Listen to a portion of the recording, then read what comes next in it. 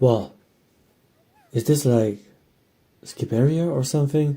セレーネ、どこ行った？ここにはいないみたい。っていうか、I mean, damn.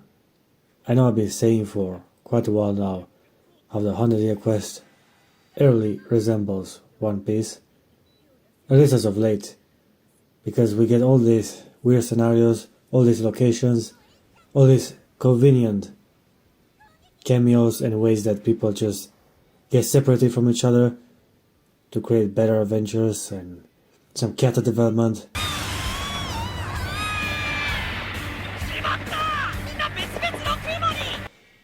As they more have individual battles and they culminate at the end against the main antagonist, who's usually defeated by, well, the shonen protagonist and all that greatness that One Piece has brought.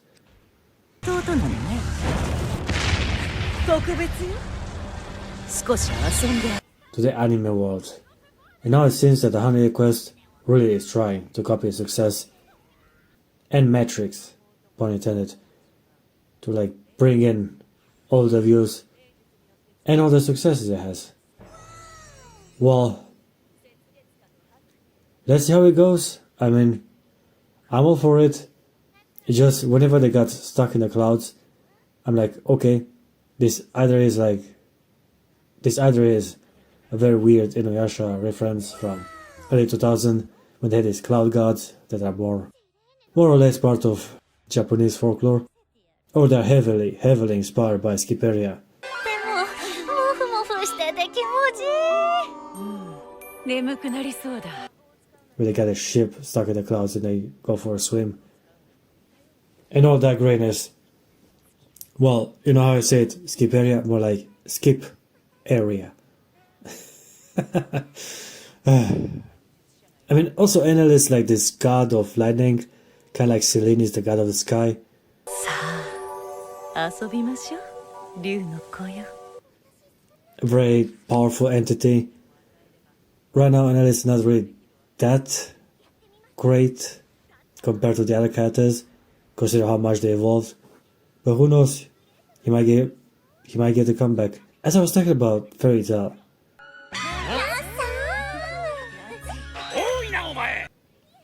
Yeah, it's okay.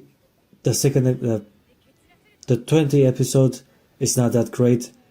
It has a lot of exposition, a lot of dialogue.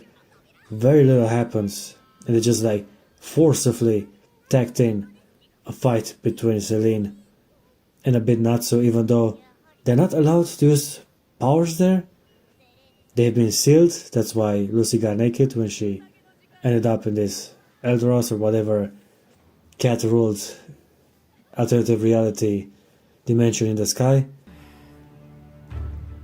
And it was weird. They obviously tried their best to actually make something of notice, not to be like a complete waste of opportunities and just make it like a huge exposition dialogue. 奪った魔力を取り戻しに、そのドラゴンはこの世界に来れるんだもんね。 Drawn out for 20 minutes, so they had to like mix it a little bit. Have Selene appear, make her first introduction, have some noteworthy moments, kind of like One Piece tries to just squeeze in 1.5 minutes of actual combat or actual material from the manga, and the other rest of the episode is just filler, whatever side quest things going on behind the back of all these people running around. It works. I'll take it. Fairy Tail still does a bit better. It's still a bit more compressed. The story is a lot shorter, and I'm still hoping for 100 episodes. We'll see how the filler goes. Give me some filler episodes. Make it fun. そう。 I don't like the fact that they made Toka a good girl, the white mage. I would suppose that she was just fucking evil and dominant and wanted to have power. But now they're trying to associate it with Selene, try to make it so that she was manipulated by this evil boss bitch from the sky who's also a dragon to commit all these evil acts, and the cult wasn't her personal seek of power and domination, but she was more or less sent by this goddess in the sky. なぜそのようなことを。ご神竜だ。それは一体。私と同じ。 As she's hungry for power and to destroy some worlds or some typical villain shit that's worth fighting against. It's very sad for the White Mage. I really liked her as a villain. I wanted her to seem more dominant, mean girl. She's good to be put on all four, spanked a little. Would have added a great dynamic for the girls since Minerva became like a good citizen. いるねもできん。あの4人を殺さぬならば、エレンティアは私がもらう。 It was a big disappointment. She was an awesome antagonist. She worked perfectly as fighting against Yukino and Urza. Sadly, it's only good girls now. And even the White Mage, she got depowered. She's nerfed now. She's less sexy, less interesting as a character. She's just a bland girl. どうしましょう。